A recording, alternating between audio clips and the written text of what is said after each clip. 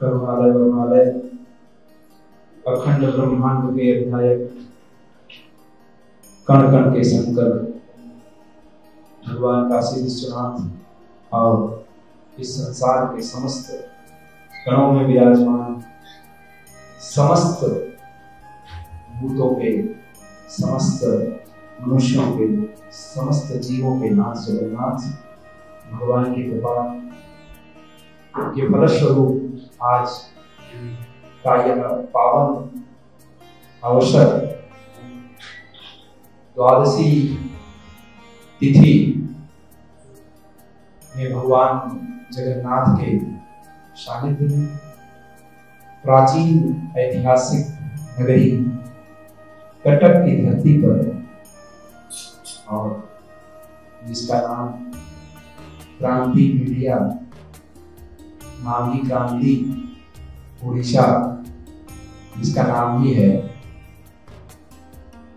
ऐसे पावन स्थल पर क्रांति उड़ीसा मीडिया हाउस के इस प्रांगण में आप सभी भक्त श्रेष्ठ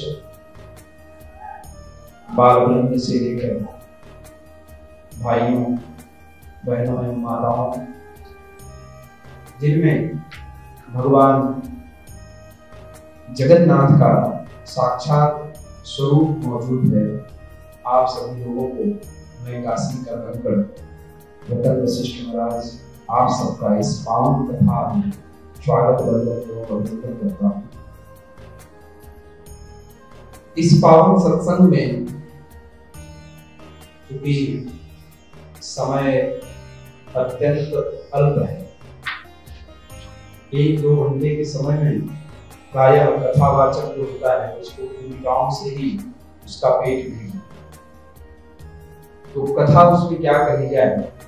लेकिन कहते हैं ना कि व्यास का अर्थ होता है जो सिंधु को बिंदु में भर दे और बिंदु को सिंधुमय कर दे, अर्थात एक छोटे से कोई भी बिंदु आप दे देंगे तो व्यास उसको इतना विस्तृत कर सकता है कि आजीवन उस पर कथा कर सकता है। और अगर आप कहें कि समय नहीं है तो वही व्यास संपूर्ण 18 पुराण, 4 वेद, 6 शास्त्रों का सार 2-4 लाइन में कहते हैं।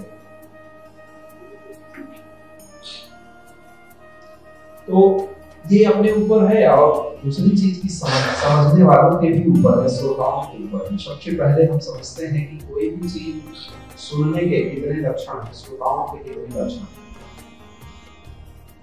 श्रोता के 3 लक्षण हैं। आप लोग यदि सत्संग कथा भजन सुनना चाहते हैं तो हालांकि सुने ही होंगे, फिर से ये बात बता देता हूँ। श्रोताओं के 3 लक्षण हैं। पहला है इसको हम श्रोता कहते हैं। श्रोता का अर्थ है कोई बात सुनी गई और उसको कानों तक हम आने दिए। कानों तक यदि आने ही नहीं दिए तो सुनेंगे कैसे? मतलब कि हम पहले से ही इतना कुछ सुन रखे हैं कि हम अपने मन में बना लिए हैं कि हम कानों तक आने ही नहीं देंगे, तो फिर वो सुनना नहीं जा सकता। कानों तक आने देते हैं पहली बार, फिर कानों से उसको अपने अंदर चित्त में उतरने देते हैं और चित्त में, बुद्धि में जब वो उतरता है तो उस पर मनन करते हैं, विचार करते हैं और विचार करके उसका सार ग्रहण करते हैं और फिर उसके जीवन में अपने उतारते हैं। श्रवण, मनन, चिंतन, निधिध्यासन, यह क्रम है। अगर इस क्रम को हम करते हैं तो हमारे जीवन में वो कथाएं उतरती, वरना कथाएं तो रोज हो रही और पहले की अपेक्षा कथाएं खूब होती। लेकिन फिर भी मानव समाज में, सनातन समाज में भी दुर्ग का कोई कमी नहीं। इसका मतलब है कि या तो कथा कहने वाले में कोई कमी है या सुनने वाले में कोई कमी तो है कुछ। ये समझ में आया कि श्रोता जो विधिवत सुने और उसके पहले की जो भी बातें हैं, यानी आपने जो सुन रखा है उसको पहले साइड कर दें, क्योंकि जिस श्रोता से, जिस वक्ता से आप कथा श्रवण करने जा रहे हैं, अभी पहली बार करने जा रहे हैं, तो पता नहीं वह बात वही कह रहा है या कुछ दूसरा कह रहा है, दूसरा कुछ कह रहा है। तो इसको बिना समझे आप बोलिए मत, यानी अपने मन में भी मत बोलिए। मन में बोलते हैं तो भी कथा नहीं सुन पाते। ध्यान से समझिए। जैसे कि किसी ने कहा कि भैया खरगोश जो है ना इतना बड़ा था, तो सब लोग हंसने लगे और फिर उसको डांटने लगे, अरे इतना बड़ा कोई खरगोश होता है।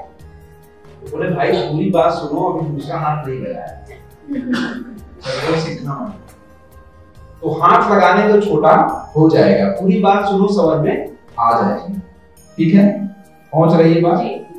तो इस तरह से कभी कभी हम आधी अधूरी बातों में ही रह जाते हैं और सोचते हैं कि यही पूर्णाहुति है और पूर्णाहुति का फल यही मिल चुका है, और फिर उस पर टीका टिप्पणी शुरू करते हैं। तो इसीलिए दूसरा नंबर आता है सरोता का।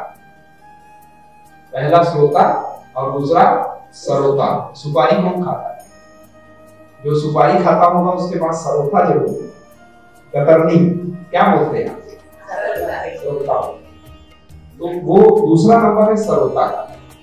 मतलब बात आई नहीं कि सुपारी समझ के उसको काटे, अरे हो सकता है ये कटी हुई बात है पहले से ही, पहले इसको आने दो। तो श्रोता के बाद सरोता, जैसे कि ज्यों ही कथा वक्ता कुछ कहता है, कुछ बोलता है, तो मैंने धीरे से बगल वाले बहन से बात देख रही हूँ, तो महाराज जी जो वृंदावन से आए थे उससे बढ़िया तो ये नहीं कह रहे हैं, समझ नहीं उन्हें। और उनका स्लोगन पूछाओ भाई, उनका स्लोगन पूछाओ, ये तो ऐसे बोलते हैं, वो ऐसे बोलते हैं, मतलब कुछ ना कुछ बात ऐसी करेगी कि बातें कट जाएंगी। तो दूसरा नंबर है सरोता और तीसरा नंबर है सोता। सोता मतलब कि कथा में इसलिए आते हैं कि हमको थोड़ा आराम करना है, घर के झंझटों से थोड़ा नींद आ जाएगी। एक बाबू जी थे, वो बढ़िया से आके कथा सुन रहे थे, विज्ञान की बात शुरू होगी। अभी केवल आप लोगों को कुछ रुचिकर, पहले क्या होता है बच्चों को काफी देते हैं, काफी तो करके वो पास में आएगा तब तो कुछ बात करेंगे उससे समझने में। तो बोले कि भाई एक बुजुर्ग थे, वो बढ़िया से कथा प्रतिदिन सुनते थे और इतनी बढ़िया कथा सुनते थे कि सबसे अंत तक वो कथा सुनते थे। और महात्मा जी जो कथा वो कह रहे थे बड़े खुश, बड़े प्रभाव, बोले बाप बेटा ऐसा तो सोता ही नहीं मिला आज तक।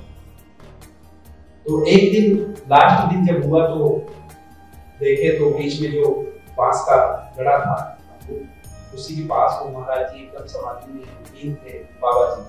और कथा कह के वक्ता महोदय जब अंत में उस दिन सोचे कि आज मैं मिलूंगा इनसे, कि कितना लीन हो जाता है। तो गए तो बोले दादा दादा दादा उठे, उठ करके देखे महात्मा जी को प्रणाम किया। बोले कि आप तो बड़े हमारे परम भक्त हैं, आप तो तल्लीन हो जाते हैं। बोले हाँ महाराज जी आपकी कथा बहुत प्यारी है। बोले कितनी प्यारी होगी, आपने आज क्या सुना? बोले इतनी अच्छी कथा है कि एक बार भी नींद नहीं टूटी, आई तो पूरी नींद आई। क्या है कि बच्चे घर में तंग करते, बहू है परेशान करती है, यहाँ आता हूँ।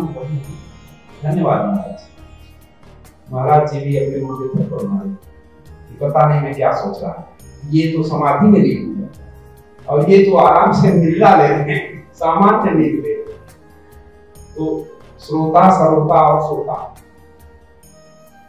सबसे पहले तो ये ध्यान रखना चाहिए कि जब भी हम किसी पवित्र स्थल पे जाते हैं, जहां संत पहुंचते हैं वही पवित्र स्थल,